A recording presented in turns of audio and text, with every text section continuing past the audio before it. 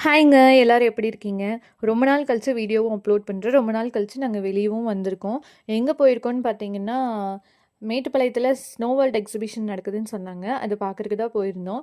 அ relative ஒருத்தவங்க போயிருந்தாங்க. அவங்க கிட்ட கேட்டோம் எப்படி இருக்குன்னு.